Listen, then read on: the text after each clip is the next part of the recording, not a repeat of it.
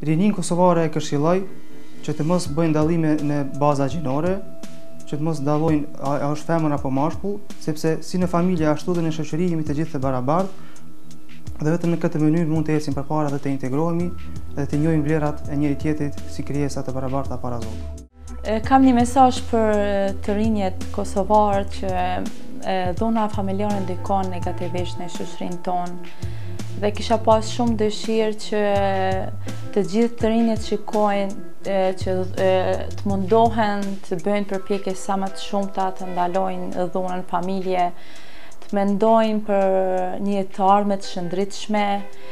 edhe mendoj që çdo problem këtë jetë ka zgjedhje. E prandaj unë kisha thënë ose kisha sugjeruar që rinia jonë të punoj sa më shumë për barazi gjinore. Dhuna gjinore nuk është e mirë, andaj të gjithë të rinjt e Kosovës duhet që t'i largohen kësaj dhune, për shkak se kjo na sjell vetëm së dom. Duhet që të vazhdojmë dhe të krijojmë një jetë më të mirë, duke u trajtuar të gjithë të barabartë dhe duke mos u bërë të padrejtë asnjërit. Mesazhi im për të rinjt kosovar është që ta ndjekin shkollimin, edukimin, sepse pa shkollë dhe edukim nuk mund të arrish asgjë.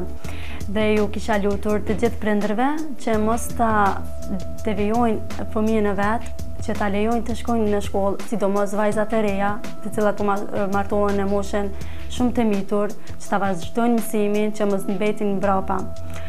Po ashtu, një mesazh tjetër është që ta mbajnë mend që dhuna nuk duhet të ndodhë në familje, ose që ka ndodhur mund të ndodhë përsëri nëse nuk e denoncon dhunën, ajo përsëri mund të bëhet e dhunshme. Mesazhi im për të gjithë shoqërinë kosovare është që ato ta denoncojnë dhunën, të mos përdorin dhunë, si dhe të pranojnë njëri tjetrin